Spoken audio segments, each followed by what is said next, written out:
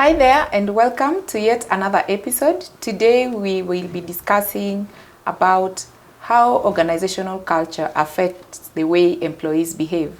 My name is Miriam Mondo. I'm in charge of training and career advisory services here at Corporate Staffing Services, and I'm joined by our CEO, Mr. Paminas, who will be helping us to understand how organizational culture affects the way employees behave. So the biggest question is, what role does leadership play in changing and even maintaining the desired organizational culture? It does play a very great role. And before I even share with you what role it plays, let's define what organizational culture is. So I know this is a term that is, commonly used nowadays. So when we talk about organizational culture, a simple definition of it is, how do we do things here?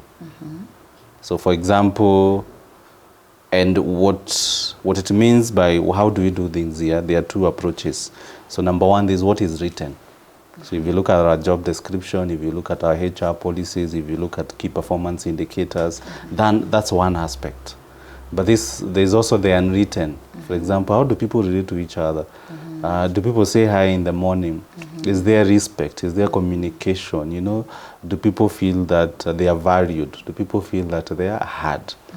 So organizational culture, it contains the tangibles. That's what we can see and touch, the contracts, the reporting time, and there's the intangibles. How do people relate with each other? Yeah. And anywhere where people interact, whether it's at family level, business level, even at a political level, national level, there's always a culture. And that is why there's a way that Tanzanians are different from Kenyans. There's a way that Kenyans are different from Nigerians. Yeah. And it all speaks towards culture. So to answer your question, how does leadership influence culture? So leadership sets the tone of the culture.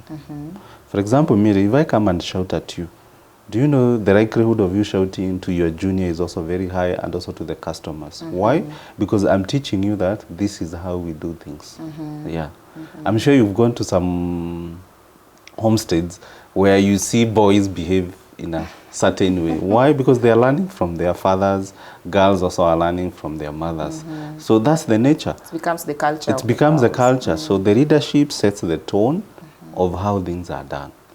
Yes, and that's why leadership is very important when it comes to the organizational culture. Yeah. And when we look at it from being a very strong organizational culture, how does it impact employee retention and even attracting top talents within the organization? Yes. Now, if as a leader you are not self-aware of your actions, it can lead either to success or failure, and most likely failure. Yeah, I'm sure you've heard of companies where just because of the CEO, the company attracts a very good name in the industry or sector. Why? Because this person is known because of their values, they are known because of what they are championing, they are known because of the results. So they're able to build a certain culture around their personality, around who they are. And then people identify, employees identify with this individual, and they say, well, this person is passionate about ABCD, or this person is ethical, or this person cares about the welfare of others. So based on that, even me, in a way, I want to give my best because of the person that I work for. Yeah. Now, you don't have to be in the newspapers for people to follow you, for people to admire you. I believe, for me, the true test of leadership is humility. Can you be able to carry yourself such that despite your big title, you remain humble, you remain a normal human being? And that's the way that, despite your millions, despite your successes, that's the way people will look up at you and want to follow you. And guess what? Then retention comes in, a happy work environment. So all those nice things we want in a working environment, they come up based on the way the leader is behaving. Yeah. Great. And being the CEO of an HR consultancy Yes. firm, how does CSS come in to help organizations with regards to shaping the organization culture? There are two ways we help organizations. Number one is to help them set up structures, systems and processes. Why? If you don't have systems and processes to start with, then the other aspect, the soft aspect of organizational culture, you miss it. Because there must be an order first.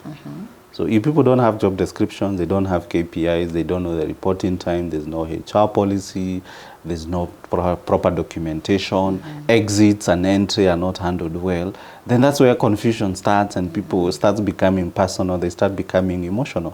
For example, if I'm disciplining you, Mary, and I take you through a PIP, I give you a warning letter, we don't have to fight because it's facts. I'll be looking at you and saying, you've been coming late the last 2 months. Out of the 60 days, you've been late 15 days. Those are facts.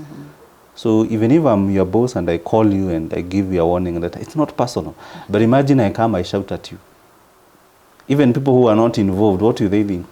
They will find the boss to be on the wrong, even if you are the one who's been coming late. So first, we help companies set up HR systems and processes. Second, we empower their leadership team through training. And there are various trainings that I would recommend for anyone in leadership. Number one, leadership training, you know, because leadership it's not something inborn, it's not something given that if someone is very good at their job, we promote them to be a leader. People management skills, it's a skill by itself. So we train on leadership, communication skills also, emotional intelligence also. Yeah. So when you come to us, it's a package we offer you. We first meet you, get to understand what gaps have you identified, Mary, and then we see what solution would work best. Is it that it's a communication gap? Is it that the leaders are not self-aware, so they either need emotional intelligence or they need a leadership training? So that's how we work with companies. Great. Yeah. Thank you very much for sparing time to share with us with regards to organizational culture. I believe you've gotten few insights on how organizations really shape or influence the organization culture and behavior of employees.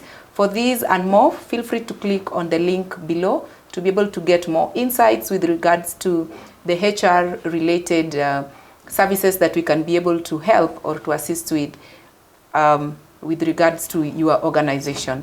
Thank you so much and see you in the next video.